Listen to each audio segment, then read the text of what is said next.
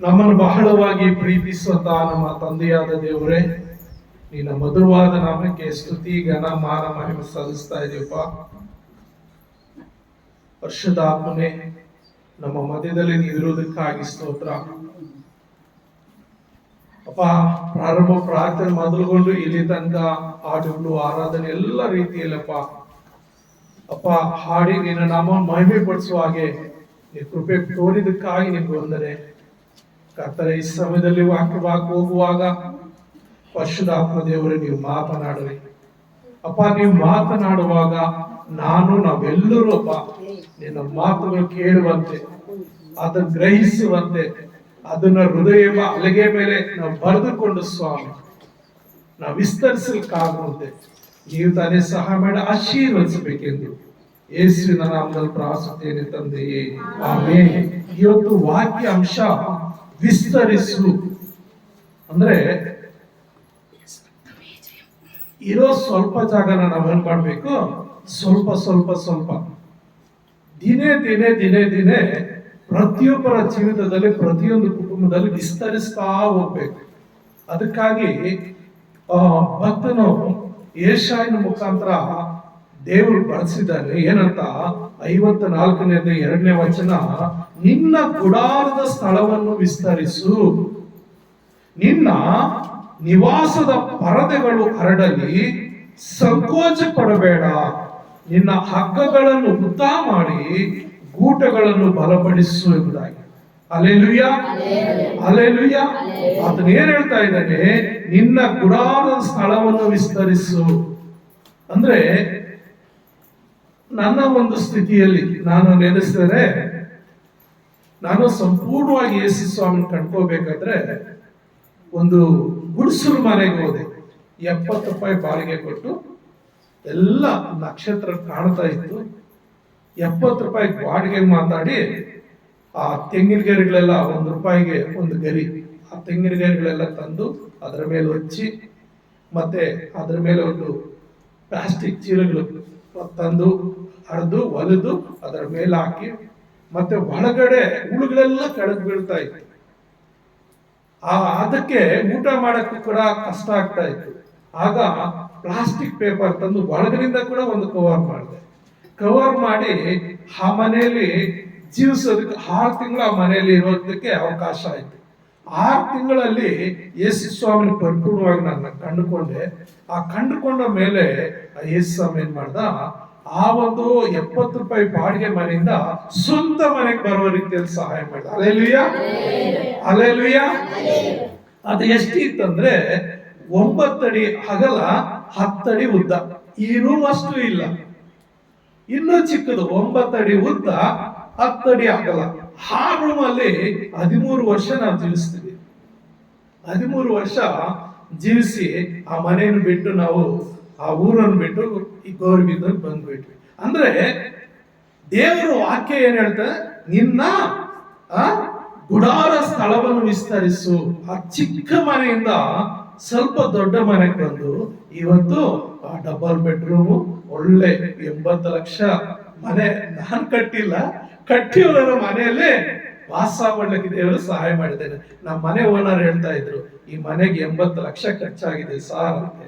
ಹಾಗಾಗಿ ನೋಡ್ರಿ, 80 ಲಕ್ಷ ಅವ್ರು ಖರ್ಚು ಮಾಡಿದ್ದಾರೆ, ಆ ಮನೆಯಲ್ಲೇ ನಾನು ವಾಸ ಮಾಡೋ ರೀತಿಯಲ್ಲಿ ದೇವರು ಸಹಾಯ. ಅಂದ್ರೆ ಒಂದು ಸಣ್ಣ ಗುಡಿಸಲು ಮನೆಯಿಂದ ವಿಸ್ತರಿಸುವ ಹಾಗೆ ದೇವರು ಸಹಾಯ ಮಾಡಿ. ಅದಕ್ಕೆ ನಿನ್ನ ಗುಡಾರದ ಸ್ಥಳವನ್ನು ವಿಸ್ತರಿಸು, ನಿನ್ನ ನಿವಾಸದ ಪರದೆಗಳು ಹರಡಲಿ. ಏನು ಪರದೆಗಳು ಅಂದ್ರೆ ಸ್ವಲ್ಪ ಇದೆ, ಇನ್ನು ಸ್ವಲ್ಪ ಕುಟುಂಬ ದೊಡ್ಡದಾದ್ರೆ ಇನ್ನು ಸ್ವಲ್ಪ ಆಗಲ್ಲ, ಇನ್ನು ಸ್ವಲ್ಪ ದೊಡ್ಡದಾದ್ರೆ ಇನ್ನು ಸ್ವಲ್ಪ ಆಗಲ್ಲ. ಅದಕ್ಕೆ ಸಂಕೋಚ ಪಡಬೇಡ ಅಂತ ಹೇಳ್ತಾ ಇದ್ದೇನೆ. ನೀನು ನಾಚಿಕೆ ಪಡಬೇಡ, ಸಂಕೋಚ ಪಡಬೇಡ. ನಾನು ಹೇಳುವಂತ ಮಾತನ್ನು ನೀನು ಧೈರ್ಯವಾಗಿ ಮಾಡು, ಧೈರ್ಯವಾಗಿ ಮಾಡು. ಮುಂದಕ್ಕೆ ಏನ್ ಹೇಳ್ತಾ ಇದ್ದೇನೆ, ನಿನ್ನ ಹಗ್ಗಗಳನ್ನು ಉದ್ದ ಮಾಡಿ ಗೂಟಗಳನ್ನು ಬಲಪಡಿಸು. ಅಂದ್ರೆ ಚಿಕ್ಕ ಗುಡಾರಿಗೆ ಸಣ್ಣದಾಗಿದ್ರು ಪರವಾಗಿಲ್ಲ, ಗುಡಾರ ಸ್ವಲ್ಪ ಅಗಲ ಮಾಡಿದ್ರೆ ಹಗ್ಗಗಳೇನ್ ಮಾಡ್ಬೇಕು, ಉದ್ದ ಮಾಡ್ವಿ.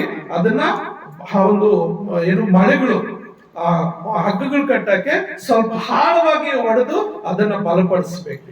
ಮೇಲೆ ಮೇಲೆ ಹೊಡೆದು ಬಲ್ಪಡಿಸಿದ್ರೆ ಏನಾಗುತ್ತೆ? ಅಗಲವಾಗಿದ್ದರೆ ಗುಡಾರ ಏನಾಗುತ್ತೆ? ಗಾಳಿ ಬಂದು ಟ್ರರ್ ಅಂತ ಮೇಲೆ ಹೊರಟೋಗ್ಬಿಟ್ಟಿದೆ. ಅದಕ್ಕಾಗಿ ದೇವರ ವಾಕ್ಯವನ್ನ ಕೇಳುವಂತ ಪ್ರಿಯ ನನ್ನ ಸಹೋದರ ಸಹೋದರರೇ, ಏನ್ ಮಾಡಿ ದೇವ ಮಕ್ಕಳೇ, ನೀವು ಹೆಚ್ಚಬೇಕು ಅಂತ ದೇವರ ಆಸೆ. ಏನಂತೆ? ನೀವು ಹೆಚ್ಚಬೇಕು. ಆದ್ದರಿಂದಲೇ ನಂಬಿಕೆಯಿಂದ ನಿನ್ನ ಗುಡಾರದ ಸ್ಥಳವನ್ನು ವಿಸ್ತರಿಸು. ನಿಮ್ಮ ಎಲ್ಲೆಗಳು ಅಂದ್ರೆ ನೀವು ಇರುವಂತ ಸ್ಥಳಗಳು, ನೀವಿರುವಂತ ಕುಟುಂಬ, ನಿನ್ನ ಕುಟುಂಬ ವಿಸ್ತಾರವಾಗಬೇಕು. ಮತ್ತು ನಿಮ್ಮ ದರ್ಶನಗಳು ಹೆಚ್ಚಾಗಬೇಕು. ದರ್ಶನ ಅಂದ್ರೆ ಒಂದು ಕನಸು. ಏನ್ ಕನಸು? ನಾನು ಒಂದು ಸಾರಿ ನಾನು ಕನಸು ಕಾಣ್ತಾ ಇದ್ದೆ. ಏನಂತ? ಬಂಡೆ ಹೊರ್ತಾ ಇದೆ, ತುಂಬಾ ಭಾರವಾದ ಕೆಲಸಗಳು. ಆಗ ಕುಡಿತಾ ಇದ್ದೆ, ಕುಡಿದು ಆ ನೋವಿಗೆ ಕುಡಿದು ಹೋಗಿ ಮಲಗ್ತಾ ಇದ್ದೆ. 1 ಗಂಟೆಗೆ ಎಚ್ಚರಿಕಾದ್ರೆ ಅವಾಗ ನಾನು ದರ್ಶನ ಕಾಣ್ತಾ ಇದ್ದೆ. ಏನಂತ? ದೇವರೇ, ನಾನು ಯಾವಾಗ ಮಾರ್ಪಡಿಸೋದು? ನಾನು ಯಾವಾಗ ಈ ಬಂಧನದಿಂದ ಆಚೆ ಬರೋದು? ಯಾವಾಗ ಈ ಒಂದು ಪಾಪದಿಂದ ನಾನು ಹೊರಗಡೆ ಬರೋದು? ಯಾವಾಗ ಈ ಬಡತನದಿಂದ ನಾನು ಹೊರಗೆ ಬರೋದು? ನಾನು ಯಾವಾಗ? ಆಗ ನಾನು ಸಣ್ಣಕ್ಕೆ ಇದ್ದೆ, ನಮ್ಮ ಗೌತಮ ಇದ್ದಂಗೆ ಸಣ್ಣಕ್ಕೆ ಇದ್ದೆ. ಇವಾಗ ನೋಡಿ ಇಷ್ಟು ದಪ್ಪ. ಇದು ಕೂಡ ದೇವರ ಹತ್ರ ನಾನು ಹೇಳಿದ್ದೀನಿ. ಏನಂತ? ನಾನು ಯಾವಾಗ ದಪ್ಪ ಆಗೋದು? ನಾನು ಯಾವಾಗ ಚೆನ್ನಾಗಾಗೋದು? ಈ ದರ್ಶನ ಕಾಣ್ತಾ ಇದೆ. ಯಾರೋ ಒಬ್ಬರು ಚೆನ್ನಾಗಿರೋ ಒಂದು ಒಳ್ಳೆ ಬಟ್ಟೆ ಹಾಕೊಂಡ್ರೆ ನಾನು ಯಾವಾಗ ಆ ಬಟ್ಟೆ ಹಾಕೊಳ್ಳೋದು? ಈ ರೀತಿ ದರ್ಶನ ಕಾಣ್ತಾ ಇದೆ ನೋಡ್ರಿ. ಇವತ್ತು ಈ ರೀತಿ ದೇವರು ಮಾಡ್ಬಿಟ್ಟಿದ್ದಾರೆ. ಇನ್ನೂ ಹೆಚ್ಚಾಗಿ ಮಾಡ್ಲಿಕ್ಕೆ ಶಕ್ತನಾಗಿದ್ದೇನೆ. ಹಾಗೆ ಪ್ರತಿಯೊಬ್ಬರ ಜೀವಿತದಲ್ಲಿ ಒಂದು ಕನಸು, ಒಂದು ದರ್ಶನ ಕಾಣಬೇಕು. ಏನಂತ? ನಾನು ಹೆಚ್ಚಳ ಆಗ್ಬೇಕು, ನಾನು ವಿಸ್ತರಿಸಬೇಕು, ನಾನು ಅಭಿವೃದ್ಧಿ ಆಗ್ಬೇಕು, ಆಶೀರ್ವಾದಗಳು ಹೊಂದಬೇಕು ಅಂತ ಹೇಳಿ ಏನು ಜೀವವಿರುವ ಕಾಲವೆಲ್ಲ ಏನ್ ಮಾಡ್ಬೇಕು? ಇನ್ನು ತನ್ನನ್ನ ದರ್ಶನ ಮುಖಾಂತರ ಹೆಚ್ಚಿಸ್ಕೋಬೇಕು, ವೃದ್ಧಿ ಆಗ್ಬೇಕು, ಅಭಿವೃದ್ಧಿ ಆಗ್ಬೇಕು. ಉದಾಹರಣೆ ತಂದೆ ತಾಯಿಗಳು, ನನ್ನ ಮಕ್ಕಳು ಚೆನ್ನಾಗಿ ಓದ್ಬೇಕು, ಚೆನ್ನಾಗಿ ಕಲಿಬೇಕು, ಅವ್ರು ಚೆನ್ನಾಗಿ ಓದಿಸ್ಬೇಕು, ಒಂದು ಒಳ್ಳೆ ಕುಟುಂಬಕ್ಕೆ ಮದುವೆ ಮಾಡ್ಕೊಡ್ಬೇಕು, ಒಳ್ಳೆ ಕುಟುಂಬದಿಂದ ಸೊಸೆ ತರಬೇಕು, ಮತ್ತು ನನ್ನ ಆಸ್ತಿಗಳನ್ನು ಹೆಚ್ಚಿಸ್ಕೋಬೇಕು, ದೇವರಲ್ಲಿ ಆತ್ಮಿಕವಾಗಿ ಇನ್ನೂ ಹೆಚ್ಚಾಗಿ ಅಭಿವೃದ್ಧಿ ಆಗ್ಬೇಕು. ಈ ರೀತಿ ಯಾವಾಗಲೂ ದರ್ಶನ ಕಾಣ್ತಾ ಇರ್ಬೇಕು. ನೋಡ್ರಿ, ಒಂದು ಗಿಡ ಬಳ್ಳಿಗಳು ಏನಾಗುತ್ತೆ? ಅದು ಬೀಜ ಹಾಕಿದ್ರೆ ಅದು ಬೆಳೀತದೆ. ಬೆಳೀತಾ ಬೆಳೀತಾ ಬೆಳೀತಾ ಏನಾಗ್ತದೆ? ಹರಡಿಕೊಂಡು ಹೋಗ್ತಾ ಇರ್ತದೆ. ಕೆರೆಗಳಲ್ಲಿ ನೋಡ್ರಿ, ಕೆಲವು ಗಿಡಗಳು ಎಲ್ಲೋ ಅಂಚಲ್ಲಿ ಸ್ವಲ್ಪ ಹಂಗೆ ಮೊಳಕೆ ಬಂದಿದ್ರೆ ಸ್ವಲ್ಪ ವರ್ಷಗಳು ಬಿಟ್ಬಿಟ್ರೆ ಇಡೀ ಕೆರೆನೇ ಆವರಿಸ್ಕೊಂಡ್ ಬಿಟ್ಟಿರ್ತದೆ, ನೀರೇ ಕಾಣದ ರೀತಿಯಲ್ಲಿ ಹರ್ಕೊಂಡ್ ಬಿಟ್ಟಿರ್ತದೆ. ಮತ್ತು ಕೆಲವು ಬಳ್ಳಿಗಳೆಲ್ಲಾನು ಅದು ಒಂದು ಬಳ್ಳಿ ಇದ್ರೆ ಆ ಬಳ್ಳಿ ಏನಾಗ್ತದೆ? ಹಾಗೆ ವೃದ್ಧಿ ಆಗ್ತಾ ಇರ್ತದೆ. ಆ ಮಗುಗೆ ಏನ್ ನೋಡಿ ವಿಚಾರಿಸಿ. ಹಾಗೆ ಪ್ರಿಯರೇ, ಇಲ್ಲಿ ಏನಾಗುತ್ತಂದ್ರೆ ಖಂಡಿತ ದೇವರು ಆಶೀರ್ವಾದ ಮಾಡ್ತಾನೆ. ಹಾಗಾಗಿ ಏನಾಗುತ್ತೆ? ಗಿಡ ಬಳ್ಳಿಗಳು ಬೆಳೆದು ಹರಡಿಕೊಂಡಿವೆ. ಹಾಗೆ ಒಂದು ಹಣ್ಣಿನಲ್ಲಿ ಸಹಸ್ರಾರು, ನೂರಾರು ಬೀಜಗಳು, ಒಂದು 100 ಬೀಜಗಳು. ಕೆಲವು ಕಾಯಿಗಳಲ್ಲಿ ಅದನ್ನ ಲೆಕ್ಕಕ್ಕೆ ಹಾಕಿದ ಅಷ್ಟು ಬೀಜಗಳು ಬರ್ತವೆ. ಅಷ್ಟು ಬೀಜಗಳು ಹಣ್ಣಲ್ಲಿ ಇರ್ತದೆ. ಆ ಬೀಜಗಳೆಲ್ಲ ಒಂದು ನೋಡಿದ್ರೆ ಒಂದಿಷ್ಟು ದಪ್ಪ ಹಣ್ಣು ಇರ್ತದೆ, ಅದರ ಒಳಗಡೆ ಎಷ್ಟೋ ಬೀಜಗಳು ಇರ್ತದೆ. ಅದೆಷ್ಟೋ ವೃದ್ಧಿಸ್ಕೊಳ್ತದೆ. ಮತ್ತು ಮೀನಿನ ಹೊಟ್ಟೆಯಲ್ಲಿ ಲಕ್ಷಾಂತರ ಮಟ್ಟಗಳು ಇರ್ತದೆ ಅಂತ ಒಂದು ಮೀನು. ನಾನೊಂದ್ ಸಾರಿ ಮೀನಿನ ಅಂಗಡಿಗೆ ಹೋದೆ, ಮೀನ್ ತಗೊಂಡ್ ಬರೋಣ ಅಂತೇಳಿ ಹೋದ್ರೆ ಒಂದು ದಪ್ಪದಾಗಿತ್ತು ಮೀನು. ಇದು ಹಾಕಪ್ಪ ಅಂತ ಹೇಳಿದೆ. ಸರ್, ಅದು 1 kg ಬರುತ್ತೆ, ಅರ್ಧ kg ಮೊಟ್ಟೆನೇ ಇರುತ್ತೆ ಅದ್ರ ಒಳಗಡೆ. ಅದನ್ನ ತೆಗೆದು ಬಿಟ್ರೆ ನಿನ್ಗೆ ಅರ್ಧ kg ಸಿಗೋದು, ಅದು ಬೇಡ, ಇದು ತಗೋ ಅಂತ ಹೇಳಿದ್ರು. ಅಂದ್ರೆ ಮೀನಲ್ಲಿ ಆ ಅರ್ಧ kg, ಅದು 1 kg ಮೀನಾದ್ರೆ ಅರ್ಧ kg ಮೊಟ್ಟೆ ಇರುತ್ತೆ ಅಂತ ಹೇಳೋದು. ಅಂದ್ರೆ ಆ ರೀತಿ ಒಂದು ಮೀನು ಲಕ್ಷಾಂತರ ಮೊಟ್ಟೆಗಳಿಟ್ಟು ಲಕ್ಷಾಂತರ ಮರಿಗಳು ಮಾಡ್ತಾ, ಅಂದ್ರೆ ವಿಸ್ತರಿಸ್ತದೆ, ತನ್ನ ವಂಶವನ್ನು ವಿಸ್ತರಿಸ್ತದೆ. ಬಾಳೆ ಗಿಡ ನೋಡ್ರಿ, ಬಾಳೆ ಗಿಡ ಏನು ಮಾಡುತ್ತೆ? ಬಾಳೆ ಗಿಡ ನಾವು ಹಾಕಿದಾಗ, ಮನೆಗಳೆಲ್ಲ ಹಾಕಿದ, ಮನೆ ತೋಡುಗಳೆಲ್ಲ ಹಾಕಿದ್ರೆ ಅದು ಒಂದು ಗಿಡ ಬೆಳೆದು ಬರ್ತದೆ. ನಾವು ಉಣ್ಣೋದು ಒಂದೇ, ಪಕ್ಕದಲ್ಲಿ ಮೋಸಗಳು ಆಗ್ತಾ ಇರ್ತದೆ. ಆದ್ರೆ ನಾನು ನಾಶ ಹೋದ್ರು ನನ್ನ ಮರಿಗಳು ವಿಸ್ತರಿಸ್ಬೇಕು, ನನ್ನ ಮಕ್ಕಳು ವಿಸ್ತರಿಸ್ಬೇಕು, ನನ್ನ ಮಕ್ಕಳು ವೃದ್ಧಿ ಆಗ್ಬೇಕು ಅಂತೇಳಿ ಪಕ್ಕದಲ್ಲಿ ಮರಿಗಳು ಮಾಡ್ತಾ ಇರ್ತದೆ ಬಾಳೆ ಗಿಡ. ಅದನ್ನ ಹಾಗೆ ಪ್ರತಿಯೊಬ್ಬರ ಜೀವಿತದಲ್ಲಿ ಏನ್ ಮಾಡ್ಬೇಕು, ಜ್ಞಾನ ಹೆಚ್ಚಿಸ್ಕೋಬೇಕು, ವಿವೇಕ ಹೆಚ್ಚಿಸ್ಕೋಬೇಕು. ಈ ಲೋಕದಲ್ಲಿ ಬದುಕೋದಕ್ಕಾಗಿ ಯಾರಾದ್ರೂ ಕೆಡಬೇಕು ಅಂತ ಯಾರಾದ್ರೂ ಜೀವಿಸ್ತಾರ? ಯಾರು ಜೀವಿಸೋದಿಲ್ಲ. ಎಲ್ರು ಬದುಕಬೇಕು, ಚೆನ್ನಾಗಾಗ್ಬೇಕು ಅಂತ ಜೀವಿಸೋದು. ಅದಕ್ಕೆ ಏನ್ ಮಾಡ್ಬೇಕು, ದರ್ಶನ ಕಾಣ್ಕೋಬೇಕು.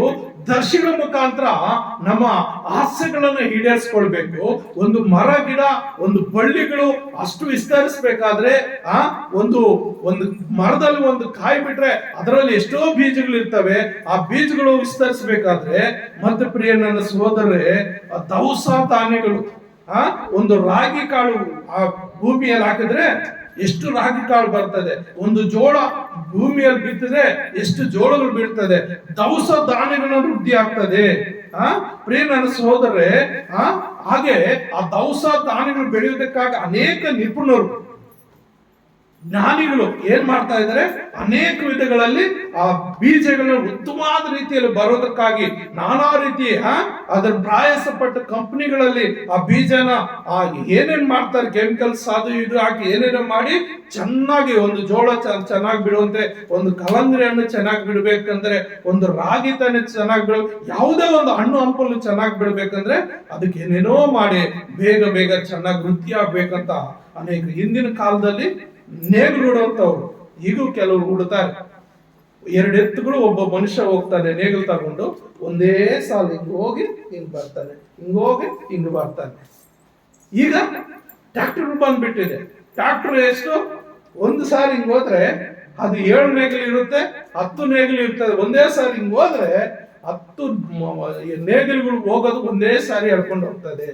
ಅಷ್ಟು ಟೆಕ್ನಾಲಜಿ ಇಂಪ್ರೂವ್ ಆಗಿದೆ.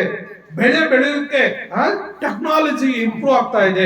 ಹಾಗೆ ನಾವು ಕೂಡ ಪ್ರತಿಯೊಬ್ಬರ ಜೀವಿತದಲ್ಲಿ ವಿಸ್ತರಿಸಬೇಕು.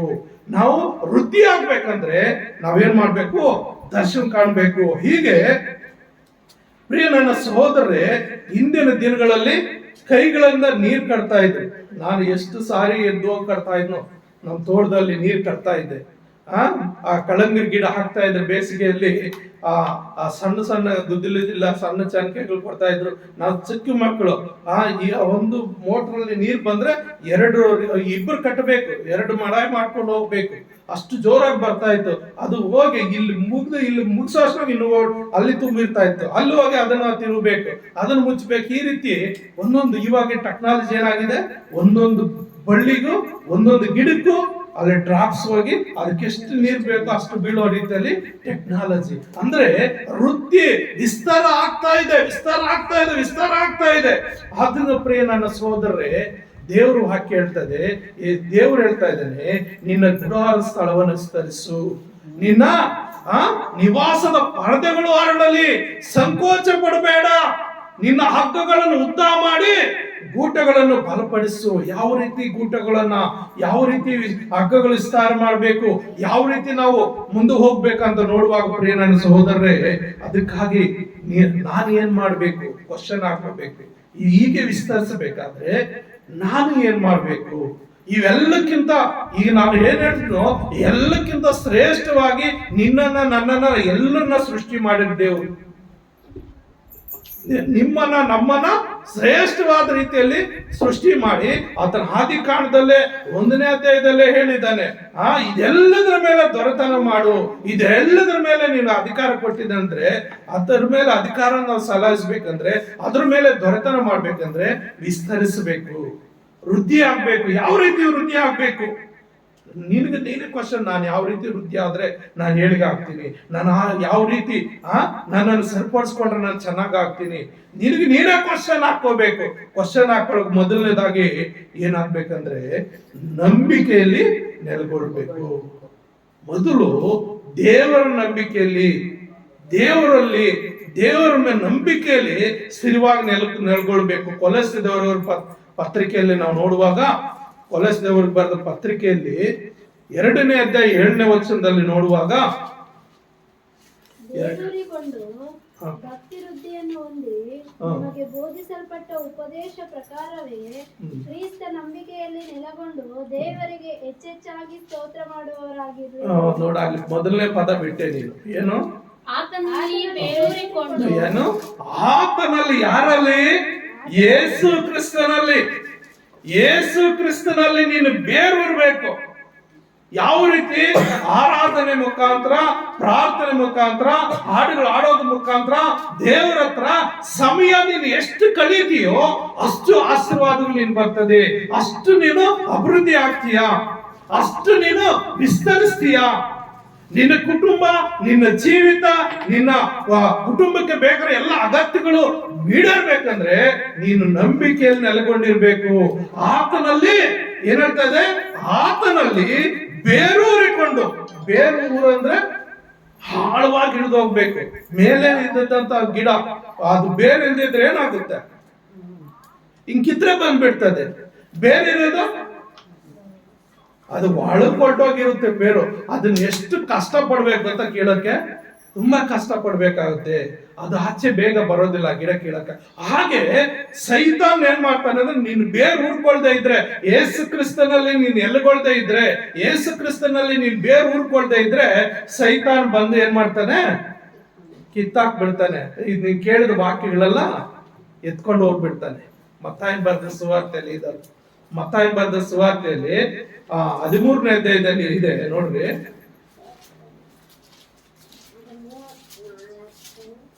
ಮತ್ತಾಯನ್ ಬರೆದ ಸುವಾರ್ತೆಯಲ್ಲಿ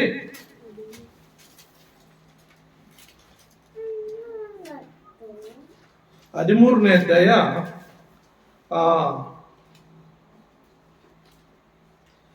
18-19ನೇ ವಚನ. ಬಿತ್ತುವವನ ವಿಷಯವಾದ ಸಾಮ್ಯದ ಅರ್ಥವನ್ನು ತಿಳಿದರೆ, ಯಾವನಾದರೂ ಪರಲೋಕ ರಾಜ್ಯದ ವಾಕ್ಯವನ್ನು ಕೇಳಿ ತಿಳ್ಕೊಳ್ಳದೆ ಇರುವಲ್ಲಿ ಸೈತಾನನು ಬಂದು ಆ ಮನುಷ್ಯನ ಮನಸ್ಸಲ್ಲಿ ಬಿತ್ತಿದ್ದನ್ನು ತೆಗೆದು ಹಾಕುತ್ತಾನೆ. ನೋಡ್ರಿ ಏನಂತೆ? ಆ ಮನುಷ್ಯನು ಯಾವಾಗ ನೀನು ಆ ವಾಕ್ಯವನ್ನು ಸರಿಯಾದ ಕೇಳಲ್ವೋ, ಸರಿಯಾಗಿ ಗಮನಿಸೋದಿಲ್ವೋ, ಸೈತಾನ ಬಂದು ಆ ವಾಕ್ಯವನ್ನು ತೆಗೆದಾಕ್ಬಿಡ್ತಾನೆ. ಆ ಮಾತು ನಿನ್ನನ್ನು ತೆಗೆದಾಕ್ಬಿಡ್ತಾನೆ. ನೀನ್ ಚರ್ಚಲ್ಲಿರೋ ಮಾತ್ರ ಕೇಳ್ತಾ ಇರ್ತೀಯ, ಚರ್ಚಿಂದ ಆಚೆ ಹೋಗ್ಬಿಟ್ರೆ ಸೈತಾನ್ ಬಂದು ಎತ್ಕೊಂಡು ಹೋಗ್ಬಿಡ್ತಾನೆ. ಕೆಲವು ಸಭೆಗಳಲ್ಲಿ, ಚರ್ಚ್ಗಳಲ್ಲಿ ಬಂದ್ರೆ ಒಂದು ಗುಂಡು ಸೂಜಿ ಬಿದ್ರು ಕೇಳಿಸ್ತದಂತೆ. ಅಷ್ಟು ನಿಶಬ್ದವಾಗಿ, ಅಷ್ಟು ಶ್ರದ್ಧೆಯಿಂದ ಕೇಳ್ತಾ ಇರ್ತಾರಂತೆ. ಆಮೇಲೆ ಆಚೆಗೆ ಹೋಗ್ಬಿಟ್ರೆ ರೆಡ್ ಚ ಮೊದಲು ಎತ್ಕೊಂತಾರಂತೆ. ಹಳೆ ರಾಗ, ಅದೇ ಹಾಡು, ಅದೇ ರಾಗ, ಆ ರೀತಿ ಆಗೋಗ್ತಾ ಇರುತ್ತೆ. ಆಗಿರಬಾರ್ದು. ಯೇಸು ಕ್ರಿಸ್ತನಲ್ಲಿ ಬೇರೂರಿಕೊಂಡಿರ್ಬೇಕು.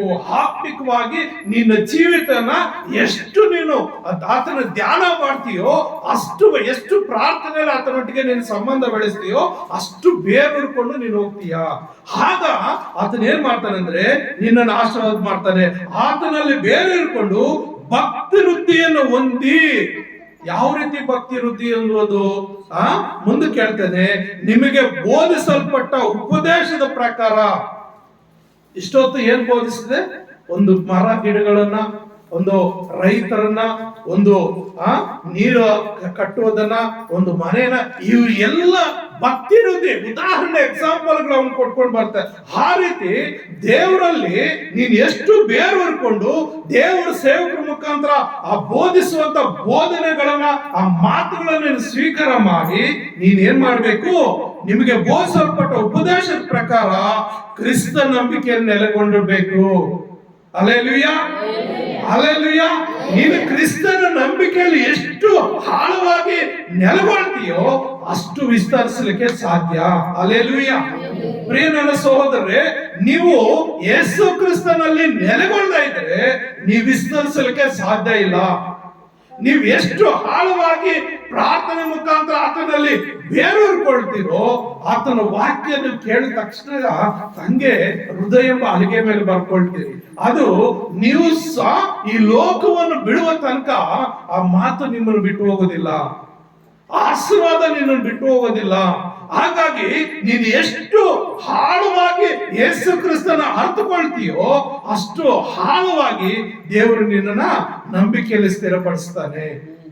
ನೀನು ಅಭಿವೃದ್ಧಿ ಆಗ್ಬೇಕಂದ್ರೆ, ನಿನ್ನ ಜೀವಿತದಲ್ಲಿ ವಿಸ್ತಾರ ಆಗ್ಬೇಕಂದ್ರೆ ನೀನ್ ಮೊದಲು ನಂಬಿಕೆಯಲ್ಲಿ ನೆಲೆಗೊಳ್ಳಬೇಕು.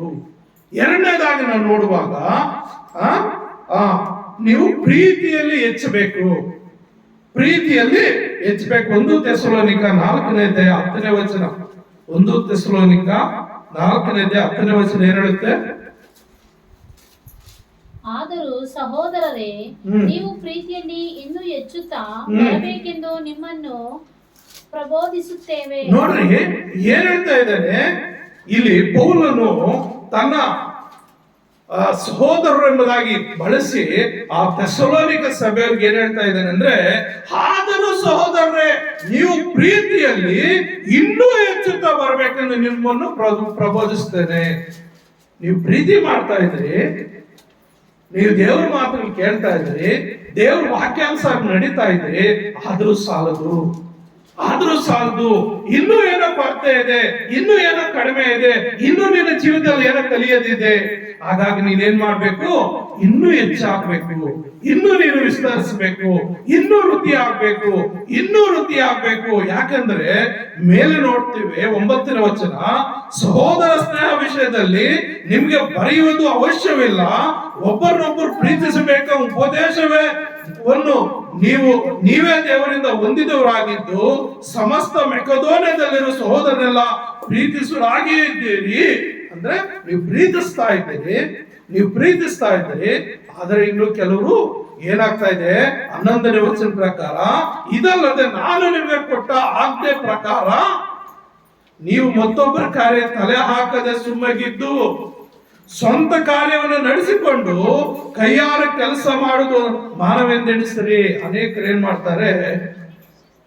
ತನ್ನ ಕೆಲಸ ಮಾಡೋದಿಲ್ಲ, ಇನ್ನೊಬ್ಬರ ಕೆಲಸದಲ್ಲಿ ಕೈ ಹಾಕ್ತಾ ಇರ್ತಾರೆ, ಇನ್ನೊಬ್ಬರ ವಿಷಯದಲ್ಲಿ ತಲೆ ಹಾಕ್ತಾ ಇರ್ತಾರೆ, ಇನ್ನೊಬ್ಬರ ವಿಷಯದಲ್ಲಿ ಮಾತಾಡ್ತಾ ಇರ್ತಾರೆ. ಯಾಕೆ ನಮ್ಗೆ ಬೇಕು ಇನ್ನೊಬ್ಬರ ವಿಷಯ? ಮೊದಲು ನಾನು ಚೆನ್ನಾಗಬೇಕು, ಮೊದಲು ನನ್ನ ಕುಟುಂಬ ಚೆನ್ನಾಗಬೇಕು, ಮೊದಲು ನಾನು ಆತ್ಮಿಕವಾಗಿ ಬೆಳಿಬೇಕು.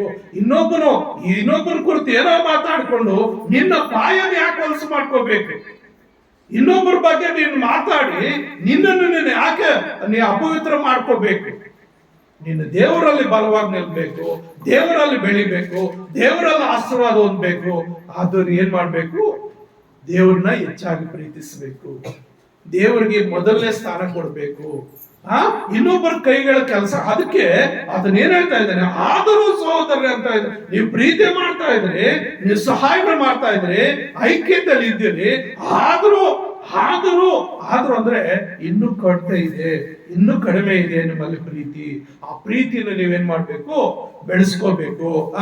ನೀವು ಪ್ರೀತಿಯಲ್ಲಿ ಇನ್ನೂ ಹೆಚ್ಚುತ್ತಾ ಬರ್ಬೇಕೆಂದು ನಿಮ್ಮನ್ನು ಪ್ರಬೋಧಿಸ್ತೇನೆ. ಅಂದ್ರೆ ಪ್ರೀತಿಯಲ್ಲಿ ವಿಸ್ತರಿಸಬೇಕು. ಮೊದಲು ನಂಬಿಕೆಯಲ್ಲಿ ವಿಸ್ತರಿಸಬೇಕು, ಎರಡನೇದಾಗಿ ಪ್ರೀತಿಯಲ್ಲಿ ವಿಸ್ತರಿಸಬೇಕು. ಯಾವ ರೀತಿ ಪ್ರೀತಿ? ಅನೇಕ ಸಾರಿ ಅನೇಕ ವಿಧಗಳಲ್ಲಿ ನಾವು ನೋಡ್ತೇವೆ. ಒಂದು ಕಡೆ ಇದೆ, ಲೂಕನ ಬರೆದ ಸುವಾರ್ತೆಯಲ್ಲಿ ಒಂದು ಕಡೆ ಓದೋದು ಬೇಡ, ಅಲ್ಲಿ 3 ವ್ಯಕ್ತಿಗಳನ್ನ ಉದಾಹರಣೆಗೆ ತೋರಿಸ್ತಾರೆ. ಯಾರೋ ಒಬ್ಬ ವ್ಯಕ್ತಿ ವ್ಯಾಪಾರಕ್ಕೆ ಹೋಗ್ತಾ ಇರ್ತಾನೆ, ಯಾವ ಒಂದು ಮಾರ್ಗ ಮಧ್ಯದಲ್ಲಿ ಹೋಗ್ತಾ ಇರ್ತಾನೆ. ಆ ಕಳ್ಳರು ಬಂದು ಆ ವ್ಯಕ್ತಿಯನ್ನು ಹೊಡೆದು ಬಿಡ್ತಾರೆ, ಅರಪ್ರಾಣ ಮಾಡ್ಬಿಡ್ತಾರೆ. ಆತನಲ್ಲಿರೋದೆಲ್ಲ ಕಿತ್ಕೊಂಡು ಚೆನ್ನಾಗಿ ಹೊಡೆದು ಸಾಯುವಷ್ಟು ಹೊಡೆದು ಬಿಟ್ಟು ಹೋಗ್ಬಿಡ್ತಾರೆ. ಅಲ್ಲಿ ಒಬ್ಬ ಯಾಜಕನು ಬರ್ತಾನೆ, ಇದು ನನ್ನ ಕೆಲಸ ಅಲ್ಲ ಅಂತ ಪಕ್ಕಕ್ಕೆ ಹೋಗ್ಬಿಡ್ತಾನೆ. ಇನ್ನೊಬ್ಬ ಬರ್ತಾನೆ, ಲೇವಿ ಬರ್ತಾನೆ, ಇದು ನನ್ನ ಕೆಲಸ ಅಂತ ಹೊರಟೋಗ್ತಾನೆ. ಇನ್ನೊಬ್ಬ ವ್ಯಕ್ತಿ ಬರ್ತಾನೆ, ಆತನು ವ್ಯಾಪಾರಸ್ಥನು, ಆತನ ಏನೋ ಮುಂದಕ್ಕೆ ಹೋಗ್ತಾ ಇರ್ತಾನೆ. ಆತನ ಏನ್ ಮಾಡ್ತಾನೆ? ಆತನ ನೋಡಿ ಕರುಣೆ ತೋರಿಸಿ, ದಯೆ ತೋರಿಸಿ, ಆತನ್ಗೆ ಏನ್ ಮಾಡ್ತಾನೆ? ಆತನ ಗಾಯಗಳು ತೊಳೆದು ಆತನ್ಗೆ ಔಷಧಿ ಹಚ್ಚಿ ತನ್ನ ವಾಹನದ ಮೇಲೆ ಕರ್ಕೊಂಡು ಹೋಗಿ ಒಂದು ಛತ್ರದಲ್ಲಿ ಇಟ್ಕೊಂಡು ಆ ರಾತ್ರಿ ಅಲ್ಲಿ ತಂಗಿ ಆತನ್ಗೆ ಇನ್ನು ಆತನ ಖರ್ಚಿಗೆ ಏನು ಆತನ ಚಿಕಿತ್ಸೆಗಾಗಿ ಅಲ್ಲಿ ಕೆಲಸಗಾರನಿಗೆ ಒಂದಷ್ಟು ಹಣ ಕೊಟ್ಟು ಇನ್ನೂ ಸಾಧ್ಯ ಇದ್ರೆ ನಾನು ಮತ್ತೆ ಬಂದು ತಗೊಂಡು ಆ ಹಣ ಕೊಡ್ತೀನಿ, ಇವನು ಆರೋಗ್ಯ ಹೊಂದೋ ತನಕ ಇವನ್ ನೋಡ್ಕೋ, ಇವನ್ ಚೇತರಿಸ್ಕೊಳ್ಳೋ ತನಕ ಇವನ್ ನೋಡ್ಕೊ ಅಂತ ಹೇಳಿ ಹೋಗ್ತಾನೆ. ಅಂದ್ರೆ ನಿನ್ನ ಅಕ್ಕಪಕ್ಕದಲ್ಲಿ ನೆರೆಯವರಲ್ಲಿ ಯಾರೋ ಕಷ್ಟ ಬಂದಾಗ ಅವನು ನೀನ್ ಪ್ರೀತಿ ಮಾಡ್ಬೇಕು. ನಿನ್ನ ಕೈಲಾದಷ್ಟು ಸಹಾಯ ಮಾಡೋದಕ್ಕೆ ನೀನ್ ಮುಂದೆ ಹೋಗ್ಬೇಕು. ಯಾವ ರೀತಿ ಅಂತ ಹೋದ್ವಾರ ಕೇಳಿದ್ವಲ್ಲ ನಾವು, ಹೋದ್ವಾರ ಏನ್ ಕೇಳಿದ್ವಿ ವಾಕ್ಯ? ಸ್ವಾಮಿ ಸ್ವಾಮಿ ಯಾವಾಗ ನಿನ್ಗೆ ಹಸಿದಾಗ ಊಟ ಕೊಟ್ವಿ, ತಂದೆ ಆಶೀರ್ವಾದ.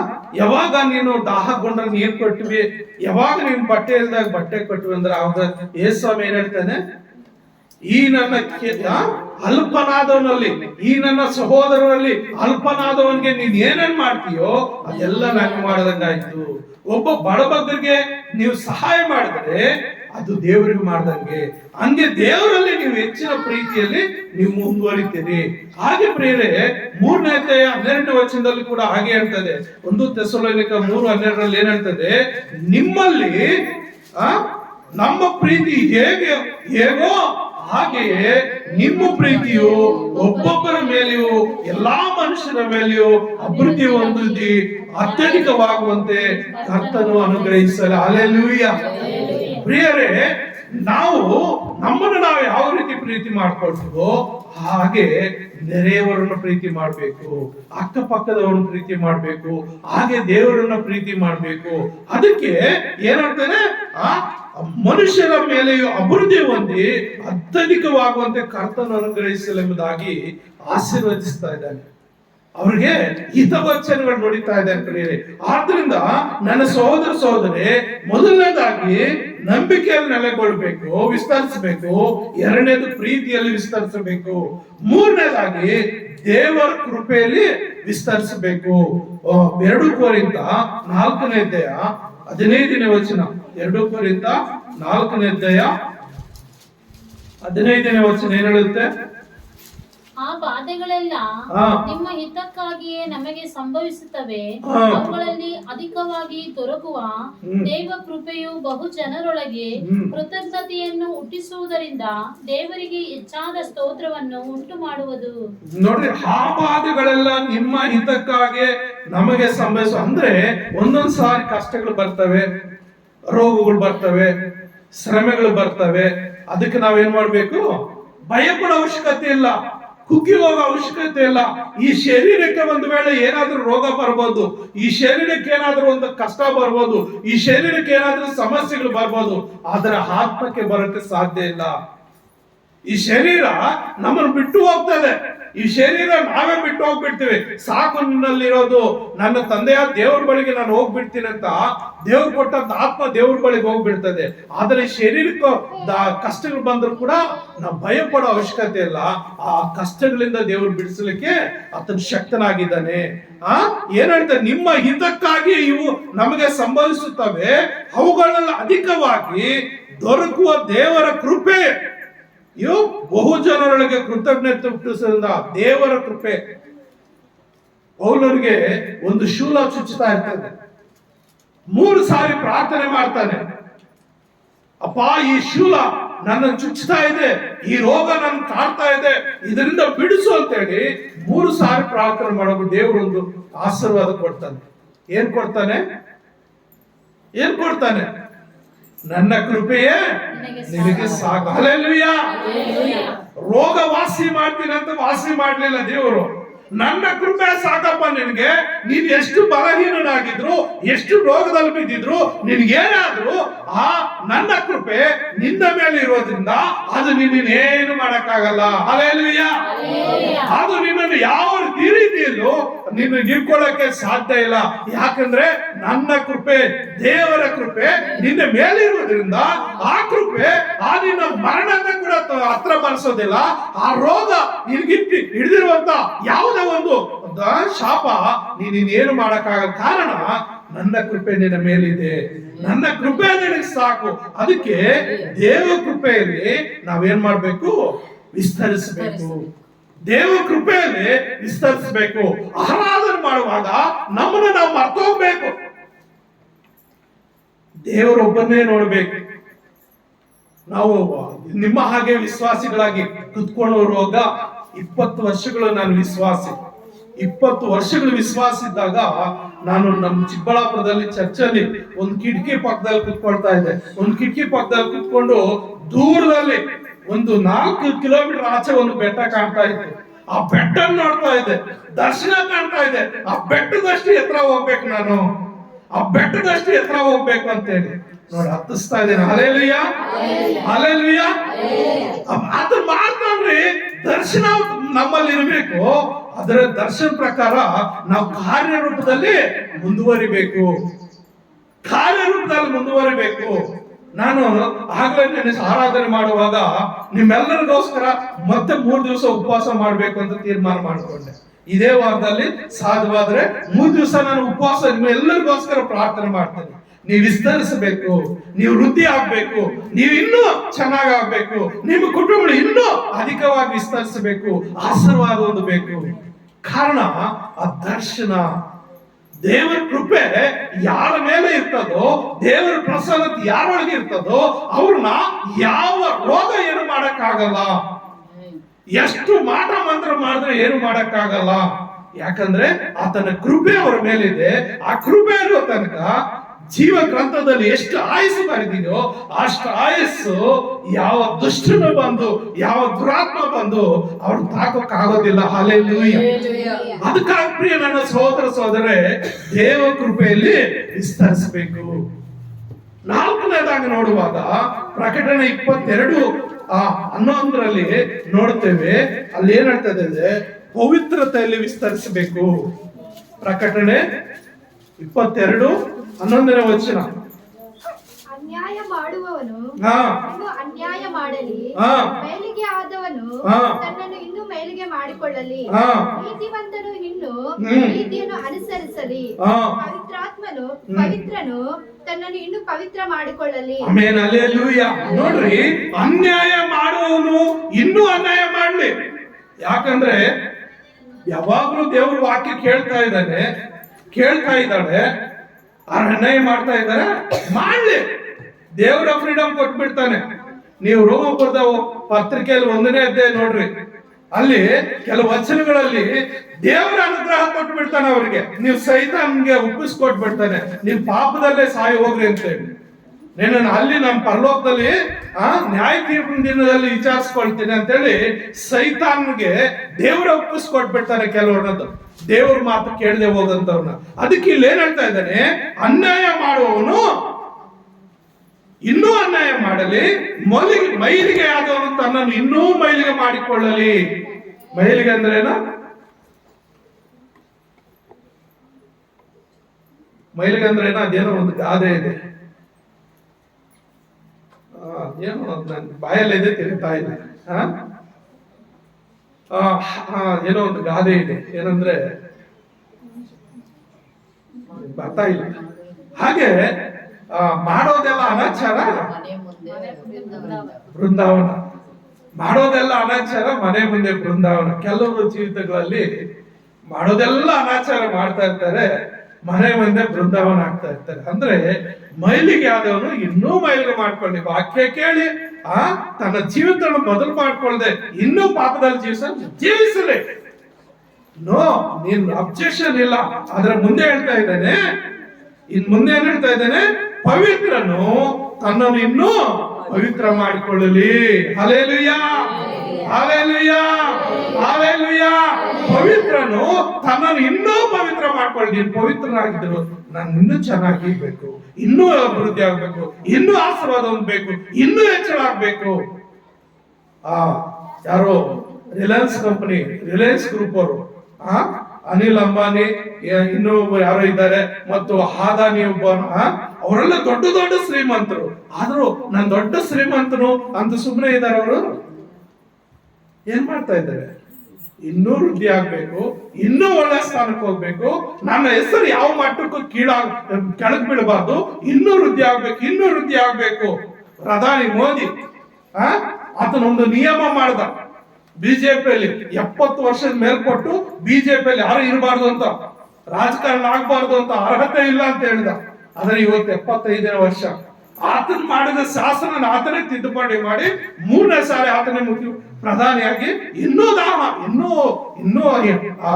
ಏನು ಆ ದಾಹ, ಏನು ಸ್ಥಾನ ಇನ್ನೂ ಮುಂದುವರಿಬೇಕು.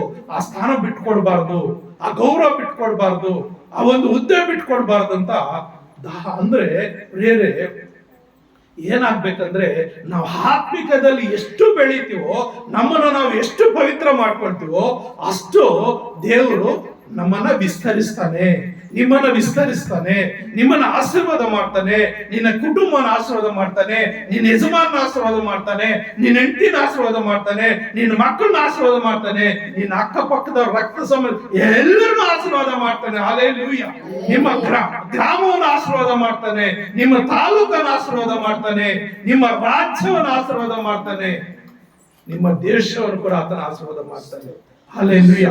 ಪ್ರಿಯ ನನ್ನ ಸಹೋದರ ಸಹೋದರಿ, ಹಾಗಾಗಿ ನಾವು ಏನ್ ಮಾಡ್ಬೇಕಂದ್ರೆ ಅಂತ ಹೇಳ್ತಾ ಇದ್ದೇನೆ, ಅನ್ಯಾಯ ಮಾಡ್ತೀಯಾ, ಅನ್ಯಾಯ ಮಾಡ್ಲಿ, ಮೈಲಿಗೆ ಮಾಡ್ಕೊಳ್ಳಿ, ಪವಿತ್ರನ ಏನ್ ಮಾಡ್ಬೇಕು, ಇನ್ನೂ ಪವಿತ್ರ ಮಾಡ್ಕೋ, ಇನ್ನೂ ವೃದ್ಧಿ ಮಾಡ್ಕೋ, ಇನ್ನೂ ಆಶೀರ್ವಾದ ಮಾಡ್ಕೋ. ಕಾರಣ ಏನಂದ್ರೆ, ಈಗ ನಾನು ಬೇಗ ಬರ್ತೇನೆ, ನಾನು ಪ್ರತಿಯೊಬ್ಬನಿಗೂ ಅವನವನ ನಡೆದ ಪ್ರಕಾರ ಕೊಡತಕ್ಕ ಪ್ರತಿಫಲವು ನನ್ನ ಕೈಯಲ್ಲಿ ಅದೇ. ಹಲ್ಲೆಲೂಯಾ. ಯಾರ್ಯಾರು ಏನೇನ್ ಮಾಡ್ತಾರೋ ಅದು ಕೊಡತಕ್ಕ ಪ್ರತಿಫಲ ದೇವರ ಕೈಯಲ್ಲಿದೆ. ನೀನು ಎಷ್ಟು ಪವಿತ್ರವಾಗಿರ್ತೀಯೋ, ಎಷ್ಟು ದೇವರಲ್ಲಿ ಆತ್ಮಿಕ ಬೆಳಿತೀಯೋ, ಅಷ್ಟು ಆಶೀರ್ವಾದ, ಅಭಿವೃದ್ಧಿ, ಅಷ್ಟು ವಿಸ್ತರಣೆ ದೇವ್ರು ಮಾಡ್ತಾನೆ. ನಿನ್ನನ್ನು ಆಶೀರ್ವಾದ ಮಾಡ್ತಾನೆ. ನೀನು ಇನ್ನೂ ಹಾಗೆ ಇರ್ತೀಯ, ಇನ್ನೂ ಹಾಗೆ ಇರ್ತೀಯ. ನಿನಗೂ ಕೊಡತಕ್ಕ ಪ್ರತಿಫಲ ನೀನು ಕೊಟ್ಟೆ ಕೊಡ್ತಾನೆ. ಫಸ್ಟ್ ಪ್ರೈಸ್ ಬರೋರ್ಗೆ ಫಸ್ಟ್ ಪ್ರೈಸ್ ಇರ್ತದೆ, ಲಾಸ್ಟ್ ಪ್ರೈಸ್ ಇರೋರ್ಗೆ ಲಾಸ್ಟ್ ಪ್ರೈಸ್ ಇರ್ತದೆ. ಫಸ್ಟ್ ಪ್ರೈಸ್ಗೂ ಲಾಸ್ಟ್ ಪ್ರೈಸ್ಗೂ ಡಿಫ್ರೆಂಟ್ ಇರಲ್ವಾ? ತುಂಬಾ ಡಿಫ್ರೆಂಟ್ ಇರುತ್ತೆ. ಹಾಗೆ ಪ್ರಿಯ ನನ್ನ ಸಹೋದರ, ಆದ್ರಿಂದ ನಾವ್ ಏನಾಗ್ಬೇಕಂದ್ರೆ, ಇಬ್ರಿಯ 11:1 ಒಂದು ಮಾತು ಹೇಳ್ತದೆ, ನಂಬಿಕೆ ನಾವು ನಿರೀಕ್ಷೆಗಳ ವಿಷಯವಾಗಿ ಭರವಸೆ ಹೊಂದಿರುವುದು, ಕಣ್ಣಿಗೆ ಕಾಣದವರು ನಿಜವೆಂದು ತಿಳಿದುಕೊಳ್ಳುವುದು ಆಗಿದೆ. ಅಂದ್ರೆ ನಂಬಿಕೆ ಕಣ್ಣಿಗೆ ಕಾಣದವುಗಳನ್ನ ತಿಳಿದುಕೊಳ್ಳೋದಾಗಿದೆ ಅಂತೆ. ಅದಕ್ಕೆ ನಾನು ಬೆಳಿಗ್ಗೆ ಅದು ಕೋರಿಂಥ ಪತ್ರಿಕೆಯಲ್ಲಿ ನಾನು ನೋಡಿದೆ, ಅದನ್ನ ಕೋರಿಂಥ ಪತ್ರಿಕೆಯಲ್ಲಿ 1ನೇ ಅಧ್ಯಾಯ 2ನೇ ವಚನ ಅನ್ಕೊಳ್ತೀನಿ, ಸಾರಿ 2ನೇ ಅಧ್ಯಾಯ 9ನೇ ವಚನ. 1 ಕೋರಿಂಥ 2ನೇ ಅಧ್ಯಾಯ 9ನೇ ವಚನ ಏನ್ ಹೇಳ್ತದೆ? ಆದರೆ ಬರ್ದಿರುವ ಪ್ರಕಾರ ದೇವರು ತನ್ನನ್ನು ಪ್ರೀತಿಸುವವರಿಗಾಗಿ ಸಿದ್ಧ ಮಾಡಿರುವಂತದ್ದೆಲ್ಲವನ್ನು ಕಣ್ಣು ಕಾಣಲಿಲ್ಲ, ಕಿವಿ ಕೇಳಲಿಲ್ಲ, ಅದರ ಭಾವನೆಯು ಮನುಷ್ಯ ಹೃದಯದಲ್ಲಿ ಹುಟ್ಟಲಿಲ್ಲ. ಹಲ್ಲೆಲೂಯಾ. ದೇವರು ನಿನಗಾಗಿ ಎಷ್ಟೋ ದೊಡ್ಡ ಆಶೀರ್ವಾದಗಳನ್ನ ಇಟ್ಟಿದ್ದಾನ್ರಿ. ನೀನು ಯಾವಾಗ ಆತ್ಮಿಕವಾಗಿ ನಂಬಿಕೆಯಲ್ಲಿ, ಪ್ರೀತಿಯಲ್ಲಿ, ದೇವ ಕೃಪೆಯಲ್ಲಿ, ಪವಿತ್ರದಲ್ಲಿ ನೀನು ವಿಸ್ತರಿಸಲ್ಪಡ್ತೀಯೋ ಅದು ನಿನಗೆ ಸಿಗುತ್ತೆ, ಅದು ನಿನಗೆ ಕಣ್ಣು ಕಾಣ್ತದೆ. ನೀನು ಮೈಲಿಗೆ ಮಾಡ್ಕೊಂಡು, ನೀನು ಪಾಪ ಮಾಡ್ಕೊಂಡು ಅದೇ ರೀತಿಯಲ್ಲಿ ಇದ್ದಿದ್ರೆ ಅದು ನಿನ್ ಕಣ್ಣು ಕಾಣೋದಿಲ್ಲ, ಅದು ನಿನ್ ಕೈಗೆ ಸಿಗೋದಿಲ್ಲ. ಅದು ಅದು ಹಾಡಾಡ್ತಾ ಇದೆಯಲ್ಲ, ಕಣ್ಣು ಕಾಣಲಿಲ್ಲ, ಕಿವಿ ಕೇಳಲಿಲ್ಲ, ಮನಸ್ಸು ಊಹಿಸಲಿಲ್ಲ, ನಿನ್ನದಾಗಿಟ್ಟಿದ್ದನ್ನು ಎಲ್ಲ ಒಳ್ಳೆಯದೇ ಆಗೋ ದೇವ, ನಿನ್ನ ಪ್ರೀತಿಸಿದ ನನಗೆ. ಅಂದ್ರೆ ಯಾರು ದೇವ್ರ ಪ್ರೀತಿ ಮಾಡ್ತಾರೋ ಅವ್ರಿಗೆ ಎಲ್ಲ ಒಳ್ಳೇದಾಗುತ್ತೆ. ಯಾರು ದೇವ್ರ ಪ್ರೀತಿ ಮಾಡಲ್ವೋ, ಯಾರು ದೇವ್ರ ಮಾತನ್ನು ಕೇಳೋದಿಲ್ವೋ, ಯಾರು ದೇವ್ರ ವಾಕ್ಯಾನುಸಾರ ನಡೆಯೋಲ್ವೋ ಅವ್ರಿಗೇನು ಸಿಗೋದಿಲ್ಲ, ಅವ್ರಿಗೇನು ಸಿಗಲ್ಲ. ಆಶೀರ್ವಾದಗಳು ಅವ್ರ ಅಭಿವೃದ್ಧಿ ಆಗೋದಕ್ಕೆ ಆಗೋದಲ್ರಿ. ಅದನ್ನ ಪ್ರಿಯ ನನ್ನ ಸಹೋದರ ಸಹೋದರಿ, ಅದಕ್ಕಾಗಿ ನಾವು ಈ ಒಂದು ಹೆಚ್ಚಿಸುವಿಕೆಯು ನಿನ್ನ ಕೈಯಲ್ಲಿದೆ. ನೀನು ಯಾವ ರೀತಿ ವಿಸ್ತರಿಸಬೇಕು, ಯಾವ ರೀತಿ ಅಭಿವೃದ್ಧಿ ಬೇಕೋ, ಯಾರೋ ಬಂದು ನಿನ್ ಮಾಡೋದಲ್ಲ, ಅದು ನಿನ್ನ ಕೈಯಲ್ಲೇ ಇದೆ. ನಿನ್ಗೆ ಹೊಟ್ಟೆ ಹೆಸರು ನೀನೇ ಊಟ ಮಾಡ್ತೀಯ, ನೀನು ಕಲಿಬೇಕಂದ್ರೆ ನೀನೇ ಕಷ್ಟ ಪಡ್ಬೇಕು, ನೀನು ವಿಸ್ತರಿಸಬೇಕಂದ್ರೆ ನೀನೇ ಪ್ರಯತ್ನ ಮಾಡ್ಬೇಕು, ನೀನೇ ಅದನ್ನ ಹೊಂದ್ಕೋಬೇಕು. ಯಾರೋ ಬಂದು ನೀನು ತಿನ್ನಿಸ್ತಾರೆ ತಿನ್ಸಕ್ ಆಗೋದಿಲ್ಲ. ಒಂದ್ ವೇಳೆ ತುಟ್ಟು ಏನೋ ಬಾಯಲ್ಲಿ ಇಡ್ಬೋದು, ಆದ್ರೆ ನುಂಗಾದು ನೀನ್ ನುಂಗಲೇಬೇಕು, ಅವ್ರು ನುಂಗಿಸಕ್ ಆಗೋದಿಲ್ಲ. ಹಾಗಾಗಿ ಪ್ರಿಯ ನನ್ನ ಸಹೋದರಿ, ನೀನು ಎಷ್ಟು ದೂರ ನಂಬಿಕೆಯಲ್ಲಿದ್ದು ಎಲ್ಲೇನು ಸ್ವತಂತ್ರಕೊಳ್ತೀಯೋ ಅಷ್ಟು ಕರ್ತ ನಿನಗೆ ಕೊಡಲು ಶಕ್ತಿಯುಳ್ಳವನಾಗಿದ್ದಾನೆ. ನೀನ್ ಎಷ್ಟು ದೇವರಲ್ಲಿ ನಂಬಿಕೆಯಲ್ಲಿ ಸ್ಥಿರವಾಗಿ ಮುಂದಕ್ಕೆ ಹೋಗ್ತೀಯೋ ಅಷ್ಟು ದೇವರು ನಿನಗೆ ಕೊಡ್ಲಿಕ್ಕೆ ಆತನು ನಿನ್ನನ್ನ ಆಶೀರ್ವಾದ ಮಾಡ್ತಾ ಇರ್ತಾನೆ. ಆತನ ಶಕ್ತನಾಗಿದ್ದಾನೆ. ಆತನಿಗೆ ಅಸಾಧ್ಯವಾದ ಯಾವುದಿಲ್ಲ, ಆತನಲ್ಲಿ ಇಲ್ಲದೇ ಇರುವುದು ಒಂದೂ ಇಲ್ಲ, ಎಲ್ಲ ಇದೆ ಆತನ ಹತ್ರ.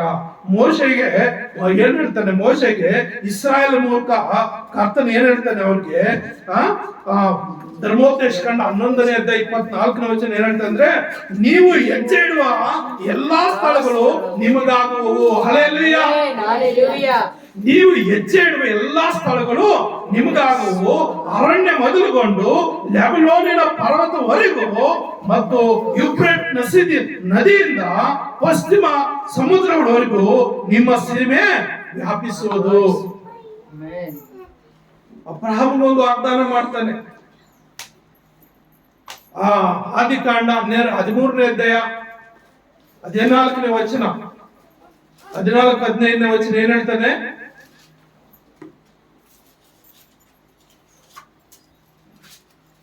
ಆದಿಕಾಂಡ 13ನೇ ಅಧ್ಯಾಯ. ಲೋಟನು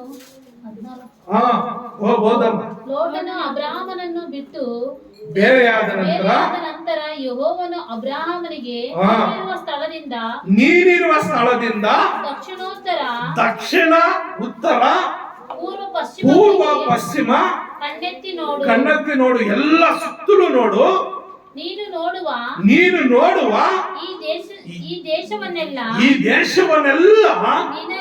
ನಿನಗೂ ನಿನ್ನ ಸಂತತಿಗೂ ಶಾಶ್ವತವಾಗಿ ಕೊಡುತ್ತೇನೆ. Amen, hallelujah. ಕೊಟ್ಟಿದ್ದಾನೆ ಏನು? ಅಬ್ರಹಾಮನ ಕೊಟ್ಟ, ಈಸಾಕನ್ ಕೊಟ್ಟ, ಯಾಕೋಬನ ಕೊಟ್ಟ, ಅವ್ರು ನಂಬಿದ, ಅವ್ರ ವಾರಸತ್ವ ಹೊಂದಿದ. ನಿನಗೂ ನನಗೂ ಎಲ್ಲರಿಗೂ ಕೊಡ್ಲಿಕ್ಕೆ ಆತನ ಶಕ್ತನಾಗಿದ್ದಾನೆ. ಆತನು ವಾಗ್ದಾನ ಮಾಡಿದ ಮೇಲೆ ಆತನು ಕೊಟ್ಟೇ ತೀರ್ತಾನೆ. ಯೆಹೋಶುವ 1ನೇ ಅಧ್ಯಾಯ 3ನೇ ವಚನದಲ್ಲಿ ನಾವು ನೋಡುವಾಗ, ಯೆಹೋಶುವ 1ನೇ ಅಧ್ಯಾಯ 3ನೇ ವಚನದಲ್ಲಿ ಏನ್ ಹೇಳ್ತಾ ಇದೆ, ಯೆಹೋಶುವ 1ನೇ ಅಧ್ಯಾಯ 3ನೇ ವಚನ, ನಾನು ಮೋಶೆಗೆ ಹೇಳಿದಂತೆ ನೀವು ಕಾಲಿಡುವ ಸ್ಥಳವನ್ನೆಲ್ಲ ನಿಮಗೆ ಕೊಟ್ಟಿದ್ದೇನೆ. ಏನ್ ಹೇಳ್ತಾನೆ, ನಾನು ಮೋಶೆಗೆ ಹೇಳಿದಂತೆ ನೀವು ಕಾಲಿಡುವ ಸ್ಥಳವನ್ನೆಲ್ಲ ನಿಮಗೆ ಕೊಟ್ಟಿದ್ದೇನೆ. ಕೊಡ್ತೇನೆ ಅಂತ ಹೇಳಿಲ್ಲ, ಕೊಡ್ತೇನೆ ಅಂತ ಹೇಳಿಲ್ಲ. ಕೊಡ್ತೇನೆ ಅಂದ್ರೆ ನಾಳೆ ಕೊಡ್ತೇನೆ, ಸಾಯಂಕಾಲ ಕೊಡ್ತೀನಿ, 1ನೇ ಅಧ್ಯಾಯ 3ನೇ ವಚನ. ಬೆಳಿಗ್ಗೆ ಕೊಡ್ತೀನಿ, ಮಧ್ಯಾಹ್ನಕ್ಕೆ ಬಾ, ಅವ್ರು ಯಾರು ಕೊಡ್ಬೇಕಾಯ್ತು ಅವ್ರ ಹತ್ರ ಈಸ್ಕೊಂಡು ಕೊಡ್ತೀನಿ, ಇಲ್ಲ 1 ವಾರ ಬಿಟ್ಕೊಂಡು ಬಾ ಕೊಡ್ತೀನಿ ಅಂತ ಹೇಳ್ತಾ ಇಲ್ಲ. ಕೊಟ್ಟಿದ್ದೇನೆ, ಆಲ್ರೆಡಿ ಕೊಟ್ಟು ಬಿಟ್ಟಿದ್ದೇನೆ ಅಂತ. ಹಲ್ಲೆಲೂಯಾ. ಪ್ರಿಯ ನನ್ನ ಸಹೋದರರೇ, ನೀವು ಯಾವಾಗ ಯೇಸು ಕ್ರಿಸ್ತನ ಕಂಡುಕೊಂಡ್ರು, ಯೇಸು ಕ್ರಿಸ್ತನ ಮೇಲೆ ನಂಬಿಕೆ ಇಟ್ರು, ಅವಾಗಲೇ ಆಶೀರ್ವಾದ ಕೊಟ್ಟು ಬಿಟ್ಟಿದ್ದಾನೆ. ಆದ್ರೆ ಹೊಂದಿಕೊಳ್ಳಕ್ಕೆ, ಅದನ್ನ ಗ್ರಹಿಸೋದಕ್ಕೆ ನಿಮ್ಗೆ ಶಕ್ತಿ ಸಾಲ್ತಾ ಇಲ್ಲ. ಅದನ್ನ ಹೊಂದಿಕೊಳ್ಳೋ ರೀತಿ ನಿಮ್ಗೆ ಗೊತ್ತಾಗ್ತಾ ಇಲ್ಲ. ಆತನ ಕೊಡುತ್ತೇನೆ ಅಂತ ಹೇಳಿಲ್ಲ, ಕೊಟ್ಟಿದ್ದೇನೆ ಅಂತ ಹೇಳ್ಬಿಟ್ಟಿದ್ದಾರೆ. ಅಂದ್ರೆ ನೀನು ಯೇಸು ಸ್ವಾಮಿಯ ಹೆಸರನ್ನು ಯಾವಾಗ ನೀನು ಜ್ಞಾಪಕ ಮಾಡ್ಕೊಂಡಿಯೋ ಅವಾಗ ಆಶೀರ್ವಾದವನ್ನ ನೀನು ಕೊಟ್ಟು ಬಿಟ್ಟಿದ್ದಾನೆ. ಅದನ್ನ ಉಪಯೋಗಿಸುವ ರೀತಿ ನಿನ್ಗೆ ಗೊತ್ತಾಗ್ತಾ ಇಲ್ಲ, ಅದನ್ನು ವಿಸ್ತರಿಸಿಕೊಳ್ಳುವಂತ ರೀತಿ ನಿನ್ಗೆ ಗೊತ್ತಾಗ್ತಾ ಇಲ್ಲ, ಅದನ್ನ ವೃದ್ಧಿ ಮಾಡ್ಕೊಳ್ಳುವಂತ ರೀತಿ ನಿನ್ಗೆ ಗೊತ್ತಾಗ್ತಾ ಇಲ್ಲ. ಕಾರಣ ಏನಂದ್ರೆ ನೀನು ನಂಬಿಕೆಯಲ್ಲಿಲ್ಲ, ನೀನು ಪ್ರೀತಿಯಲ್ಲಿಲ್ಲ, ದೇವರ ಕೃಪೆ ನಿನ್ನ ಮೇಲೆ ಇಲ್ಲ, ಮತ್ತು ನಿನ್ನ ಪವಿತ್ರತೆ ಇಲ್ಲ. ಈ 4 ಅಂಶಗಳು ನಿನ್ನಲ್ಲಿದ್ದರೆ ಖಂಡಿತ ಅದನ್ನ ನೀನು ಹೊಂದಿಕೊಳ್ತೀಯ. ಅದು ತಾನು ಬಾಗಿಲು ಓಪನ್ ಆಗ್ತಾ ಇರ್ತದೆ. ಆ ದೇವ ಜ್ಞಾನ ನಿನ್ನಲ್ಲಿ ಬಂದ್ಬಿಡ್ತದೆ. ಆ ಜ್ಞಾನದಿಂದ ಒಂದೊಂದಾಗಿ ನೀನು ಪಡ್ಕೊಳ್ತಾ ಇರ್ತೀಯ. LKG ಹೋಗ್ತಾನೆ, UKG ಹೋಗ್ತಾನೆ, first stand, second stand, third stand, ಯಾವ ರೀತಿ ಒಂದು ಮಗು ಬೆಳೆದು ಬರ್ತಾ ಇರ್ತದೋ ಅದೇ ರೀತಿಯಲ್ಲಿ ನೀನು ಆತ್ಮಿಕವಾಗಿ ಆಶೀರ್ವಾದಗಳನ್ನ ವಿಸ್ತರಿಸಿಕೊಂಡು ವೃದ್ಧಿ ಆಗ್ತಾ ಇರ್ತೀಯ. ದೇವ್ರು ಕೊಡ್ತಾನೆ ಇರ್ತಾನೆ. ಹಲ್ಲೆಲೂಯಾ. ಪ್ರೇಮನ ಸಹೋದರರೇ, ಹಾಗಾಗಿ ಅದನ್ನು ನಾವು ನಂಬಿಕೆಯಿಂದ ತಿಳಿದುಕೊಳ್ಬೇಕು. ದೇವ್ರ ಮಕ್ಕಳೇ, ದೇವರಿಗಾಗಿ ನಡೆಯಿರಿ, ದೇವರೊಂದಿಗೆ ಜೀವಿಸಿರಿ, ದೇವರ ಆಶೀರ್ವಾದಕ್ಕೆ ಒಳಗಾಗ್ರಿ, ಮತ್ತು ಆತ್ಮಗಳನ್ನ ಆದಾಯ ಮಾಡಿಕೊಳ್ಳ್ರಿ. ನಿಮ್ಮ ಕುಟುಂಬದಲ್ಲಿ ಉದಾಹರಣೆಗೆ ನಾನು ಹೇಳ್ತಾ ಇದ್ದೀನಿ, ಒಂದು ಎಕ್ಸಾಂಪಲ್. ಅನಿತಾ ದೇವರಲ್ಲಿ ಮಾತ್ರ ಬೆಳೆದು ಬಂದ್ರೆ ಸಾಕಾಗಲ್ಲ. ಅನಿತಾ ಯಜಮಾನರು ಮೂರ್ತಿ, ಅನಿತಾ ಕೊಟ್ಟಂತ ಇಬ್ಬರು ಮಕ್ಕಳು ಪ್ರಿಯಾ ಮತ್ತು ದೇವು, ಹಾಗೆ ಮತ್ತೆ ಮೈದನಂದ್ರು ತಂಗಿಗಳು, ಅವ್ರ ಮಕ್ಕಳು, ಹೀಗೆ ಮತ್ತೆ ಅಕ್ಕಪಕ್ಕದಲ್ಲಿರುವಂತ ಕುಟುಂಬಗಳು ಒಬ್ಬೊಬ್ಬರಾಗಿ ವಿಸ್ತರಿಸ್ತಾ ಇರ್ಬೇಕು. ಅವರ ಒಬ್ಬರ ಮುಖಾಂತರ ಇಡೀ ಗ್ರಾಮ, ಒಂದು ಗ್ರಾಮ ಇದೆ, ಈ ಒಂದು ಮನೆ ಇಲ್ಲ ರೀ ಅಲ್ಲಿ, ಎಲ್ಲ ಕ್ರೈಸ್ತರೇ, ಎಲ್ಲರೂ ಕ್ರೈಸ್ತರೇ. ಆ ಒಂದು ಕ್ರಿಸ್ಮಸ್ ಹಬ್ಬ ಬಂದ್ರೆ ಯಾವ ಮನೆಯಲ್ಲಿ ಬೆಂಕಿ ಹಾಕೋಲ್ಲ. ಆ ದಿನ ಹಬ್ಬ ಮಾಡ್ತಾರೆ. ಹಬ್ಬ ಮಾಡಿದ್ರೆ ಅವ್ರ ಬಂಧುಗಳು ಎಲ್ಲೆಲ್ಲಿ ಇರ್ತಾರೋ ಎಲ್ಲರನ್ನ ಕರ್ಸ್ಕೋಬಹುದು. ಆದ್ರೆ ಯಾವ ಮನೆಯಲ್ಲಿ ಬೆಂಕಿ ಹಾಕ್ಬಾರ್ದು. ಎಲ್ಲರೂ ಒಂದೇ ಕಡೆ ಬೆಂಕಿ ಹಾಕಿ ಒಂದೇ ಕಡೆ ಅಡಿಗೆ ಮಾಡ್ತಾರೆ. ಒಂದೇ ಕಡೆ ಅಡಿಗೆ ಮಾಡಿ ಯಾರ್ಯಾರಿಗೆ ಎಷ್ಟೆಷ್ಟು ಬೇಕೋ ಅಷ್ಟು ತಿನ್ಬೋದು. ಎಲ್ಲ ನೆಂಟರು ಎಲ್ಲ ಒಳ್ಳೆ ಟೇಬಲ್ ಊಟ, ಒಳ್ಳೆ ಅಡಿಗೆ, ಏನೇನು ತಿಂದಿರೋ ಅದೆಲ್ಲ ಮಾಡಿಸಿರ್ತಾರೆ. ಎಲ್ಲ ನಾನ್ ವೆಜ್ ಮಾಡಿಸ್ತಾರೆ. 2 ರೀತಿ 3 ರೀತಿ 4 ರೀತಿ ಮಾಡಿಸಿರ್ತಾರೆ. ನಿಮ್ಗೆ ಯಾವ್ದು ಬೇಕಾಗ್ತಿಲ್ಲ. ಎಲ್ಲರೂ ನೆಂಟರು ಕೂಡ ಕರ್ಸ್ಕೋಬೇಕು. ಒಂದು ಮನೆ ಬಿಟ್ಟು ಹೋಗಿಲ್ಲ ಆ ಗ್ರಾಮದಲ್ಲಿ. ಆ ರೀತಿ ನಿಮ್ಮ ಗ್ರಾಮಗಳು ಕೂಡ, ನಿಮ್ಮ ಕುಟುಂಬಗಳು ಕೂಡ ಎಲ್ಲರೂ ಬದಲಾಗೋದಕ್ಕೆ ಇದೇನು ಯಾರ ಸಾರಾಯಿ ಕುಡಿ ಅಂತ ಹೇಳ್ತಾ ಇದ್ದೀವಾ? ವ್ಯಭಿಚಾರ ಮಾಡಂತ ಹೇಳ್ತಾ ಇದ್ವಾ? ಏನು ಬೇರೆ ಪಾಪಗಳು ಮಾಡಂತ ಹೇಳ್ತಾ ಇದ್ವಾ? ಇಲ್ಲ, ಒಳ್ಳೇದನ್ನು ಬೋಧಿಸ್ತಾ ಇದ್ವಿ, ಒಳ್ಳೆ ರೀತಿಯಲ್ಲಿ ನಡೀಲಿ ಅಂತ ಬೋಧಿಸ್ತಾ ಇದ್ವಿ, ಆಶೀರ್ವಾದ ಹೊಂದಲಿ ಅಂತ ಬೋಧಿಸ್ತಾ ಇದ್ವಿ. ಅದನ್ನು ಯಾರು ತಿಳ್ಕೊಳ್ತಾರೋ ಅವ್ರ ಕುಟುಂಬಗಳು ಆಶೀರ್ವಾದ ಹೊಂದುತ್ತದೆ. ಅಷ್ಟೇ ಅಲ್ಲದೆ ನಿಮ್ಮ ಸಭೆಗಾಗಿ ನೀವು ಹೆಚ್ಚಾಗಿ ಪ್ರಾರ್ಥನೆ ಮಾಡಬೇಕು. ನಿಮ್ಮ ಸಭೆ ಅಭಿವೃದ್ಧಿಗಾಗಿ ನೀವು ಪ್ರಾರ್ಥನೆ ಮಾಡಬೇಕು. ಈ ಕೆಲವರು ನೀವೆಲ್ಲ ಪ್ರಾರ್ಥನೆ ಮಾಡ್ತಾ ಇದ್ದೀರಲ್ಲ, ನಮ್ಗೆ ಸಭೆ ಬೇಕು, ಆ ಸಭೆ ಕಟ್ಟಬೇಕು. ಅಯ್ಯವರು 2 ವಾರ ಆಯ್ತು ಅಷ್ಟೇ. ಹೋದ ವಾರ ಈ ವಾರ ಬೆಳಗ್ಗೆ ಬಂದ ತಕ್ಷಣ ನಾವೆಲ್ಲ ಸೇರ್ಬಿಟ್ಟು ಒಂದು ಕಟ್ಕೊಂಡ್ ಬಿಡೋಣ. ಆ ಉತ್ಸಾಹ ನೋಡ್ರಿ, ನಾವೆಲ್ಲರೂ ಸೇರ್ಬಿಟ್ಟು ಒಂದು ಚರ್ಚ್ ಕಟ್ಕೊಂಡ್ ಬಿಡೋಣ. ಆ ದಾಹ ಯಾವಾಗ ಯಾರಲ್ಲಿ ಆ ಒಂದು ದಾಹ ಇರ್ತದೋ ಖಂಡಿತ ಅವರ ಆತ್ಮ ಪರಲೋಕದಲ್ಲಿ ಟಿಕೆಟ್ ಬುಕ್ ಆಗೋಗ್ಬಿಟ್ಟಿದೆ. ಈಗ ಯುಗಾಂತರಗಳು, 1000 ಕೋಟಿ ವರ್ಷಗಳು ದೇವರ ಸನ್ನಿಧಿಯಲ್ಲಿ ಅವ್ರು ಇರ್ತಾರೆ. ಈ ಲೋಕ ಬಿಟ್ರೆ 100 ವರ್ಷನೋ 70-80 ವರ್ಷ ಜೀವಿಸಿ ಸತ್ತೋಗ್ತೀವಿ. ಸತ್ತು ಎಲ್ಲಿ ಹೋಗ್ತೀವಿ? ದೇವ್ರು ಇರೋ ಕಡೆ ಹೋಗ್ಬೇಕು. ದೇವ್ರು ಇರೋ ಕಡೆ ಸಾವಿಲ್ಲ, ಮರಣ ಇಲ್ಲ, ಮತ್ತೆ ಕತ್ತಲಾಗೋದಿಲ್ಲ, ಅಲ್ಲಿ ರೋಗ ಬರೋದಿಲ್ಲ, ದಾಹ ಆಗೋದಿಲ್ಲ, ಹಸಿವಾಗೋದಿಲ್ಲ, ಯಾವ ಕೊರತೆನೂ ಇರೋದಿಲ್ಲ. ಎಲ್ಲ ಕೊರತೆಗಳ ಆತನು ಪೂರೈಸಿಟ್ಟಿದ್ದಾನೆ. ಅಂತ ಒಂದು ಸ್ಥಳಕ್ಕೆ ನಮ್ಮನ್ನು ಕರ್ಕೊಂಡು ಹೋಗ್ತಾನೆ. ಆದ್ರೆ ಸಹೋದರರೇ, ಎದ್ದು ಏನ್ ಮಾಡ್ಬೇಕಂದ್ರೆ ನಿಮ್ಮ ಸೇವೆ ಪ್ರಾಂತಗಳು ವಿಸ್ತರಿಸಿಕೊಳ್ಳುವಂತೆ ನಡೆದುಕೊಂಡ್ರಿ. ಎದ್ದು ಪ್ರಕಾಶಿಸುವಂತೆ ಹಿಂದೆ ತೀರ್ಮಾನ ಮಾಡ್ರಿ. ಇವತ್ತೇ ತೀರ್ಮಾನ ಮಾಡ್ರಿ. ಯಾವ ರೀತಿ? ಹದ್ದುಗಳು ಏನ್ ಮಾಡ್ತವೆ? ರೆಕ್ಕೆಗಳು ಬಿಚ್ಚಿ ಹಾರ್ತವೆ. ಎಷ್ಟು ಎತ್ತರಕ್ಕೆ? ಅದು ಎಷ್ಟು ಎತ್ತರ ಆದ್ರೆ ಅಷ್ಟು ಆಸ್ತವಾದ. ಅದಕ್ಕೆ ಹದ್ದುಗಳು ಎತ್ತರವಾದ ಸ್ಥಳಗಳಲ್ಲಿ ವಾಸ ಮಾಡ್ತವೆ, ಎತ್ತರವಾದ ಸ್ಥಳದಲ್ಲಿ ಅಲ್ಲಿ ಜೀವಿಸ್ತವೆ. ಅಂದ್ರೆ ಅದು ಎಷ್ಟು ಎತ್ತರ ಹಾರ್ತದೋ ಅಷ್ಟು ಬ್ಲೆಸ್ಸಿಂಗ್ ಅದಕ್ಕೆ. ಹಾಗಾಗಿ ನನ್ನ ಸಹೋದರರೇ, ನಾವೆಲ್ಲರೂ ಈ ಲೋಕಕ್ಕೆ ಶಾಶ್ವತವಲ್ಲ, ನಾವೆಲ್ಲರೂ ಪರಲೋಕಕ್ಕೆ ಹೋಗುವಂತವ್ರು. ಹಾಗಾಗಿ ನಾವೇನ್ ಮಾಡ್ಬೇಕು? ಈ ಲೋಕದಲ್ಲಿ ಎಷ್ಟು ದೇವರು ನಮಗೆ ಕೊಟ್ಟಿದ್ದಾನೆ ಅಷ್ಟು ವಿಸ್ತರಿಸ್ಕೊಳ್ಬೇಕು. ಆತ್ಮಿಕವಾಗಿ ನಾವು ಎಷ್ಟು ವಿಸ್ತರಿಸ್ಕೊಳ್ತೀವೋ ಆಶೀರ್ವಾದಗಳು ಕೂಡ ಅಷ್ಟೇ ವಿಸ್ತಾರವಾಗಿ ದೇವ್ರು ಕೊಡ್ತಾನೆ. ದೇವ್ರಿಗೆ ಮಾತುಗಳಿಂದ ಆಶ್ರಯಿಸಲಿ. ಪ್ರಾರ್ಥನೆ ಮಾಡ್ಕೊಳ್ಳೋಣ. ನಮ್ಮನ್ನು ಬಹಳವಾಗಿ ಪ್ರೀತಿಸುವಂತ ನಮ್ಮ ತಂದೆಯಾದ ದೇವರೇ, ಈ ಮಾತುಗಳು ಕೇಳಿದ ನಿನ್ನ ಮಕ್ಕಳೆಲ್ಲರನ್ನ ಆಶ್ರಯಿಸು, ಅಭಿವೃದ್ಧಿ ಮಾಡಪ್ಪ, ನೀನು ವಿಸ್ತರಿಸಪ್ಪ. ನೀನು ಒಳ್ಳೆ ದೇವರಪ್ಪ, ಒಳ್ಳೆ ಕಾರ್ಯ ಮಾಡುವಂತ ದೇವರು. ಹೌದು ಸ್ವಾಮಿ, ನಂಬಿಕೆಯಲ್ಲಿ ವಿಸ್ತರಿಸಬೇಕು ಸ್ವಾಮಿ, ಪ್ರೀತಿಯಲ್ಲಿ ವಿಸ್ತರಿಸಬೇಕು ಸ್ವಾಮಿ, ದೇವರ ಕೃಪೆಯಲ್ಲಿ ವಿಸ್ತರಿಸಬೇಕು ಸ್ವಾಮಿ, ಪವಿತ್ರತೆಯಲ್ಲಿ ವಿಸ್ತರಿಸಬೇಕಪ್ಪ. ಈ 4 ಕಾರ್ಯಗಳು ಎಲ್ಲರೂ ಅಪ್ಪ ತಮ್ಮ ಜೀವಿತಗಳಲ್ಲಿ ಅಳವಡಿಸಿಕೊಂಡು ಸ್ವಾಮಿ, ನಿನ್ನ ಒಂದು ಮಹಾಕೃಪೆ ಎಲ್ಲರ ಮೇಲೆ ಇಳಿದು ಬಂದ ಸ್ವಾಮಿ. ಎಲ್ಲರೂ ಈ ಲೋಕದಲ್ಲಿ ಆತ್ಮಿಕವಾಗಿ ಅಪ್ಪ ಲೋಕಾನುಸಾರವಾಗಿ ಕೂಡ ಅಪ್ಪ ನಿನಗೆ ಇಷ್ಟವಾದ ರೀತಿಯಲ್ಲಿ ಎಲ್ಲರೂ ವಿಸ್ತರಿಸುವ ಹಾಗೆ ದೇವರೇ ನೀವು ತಾನೇ ಸಹಾಯ ಮಾಡಿ ಈ ಲೋಕದಲ್ಲಿ ಜೀವಿಸಲಿಕ್ಕೆ ಅವ್ರಿಗೆ ಏನೇನು ಅಗತ್ಯಗಳಿದೆಯೋ ಕ್ರಿಸ್ತ ಯೇಸುವಿನ ಐಶ್ವರ್ಯಕ್ಕೆ ತಕ್ಕ ಹಾಗೆ ಪ್ರತಿಯೊಂದು ಕೊರತೆಗಳನ್ನು ನೀಗಿಸಿ ಪ್ರತಿ ಒಬ್ಬೊಬ್ಬರನ್ನ ಹೆಸರಾಗಿ ಈ ವಾಕ್ಯ ಕೇಳುವಂತ ಪ್ರತಿಯೊಬ್ಬ ಸಹೋದರನಪ್ಪ ನೀನು ಆಶೀರ್ವದಿಸಿ ಆತ್ಮಿಕವಾದ ಔಷಧದಲ್ಲಿ ವಿಸ್ತರಿಸಿಕೊಳ್ಳುವ ಹಾಗೆ ನೀವು ತಂದೆ ಸಹಾಯ ಮಾಡಿ ಆಶೀರ್ವದಿಸಬೇಕೆಂದು ನಜರೇತಿನ ಯೇಸುವಿನ ಒಂದೇ ನಾಮದಲ್ಲಿ ಪ್ರಾರ್ಥನೆ ಬೇಡಿ ಹೊಂದಿದ್ದೇನೆ ತಂದೆ. Amen amen.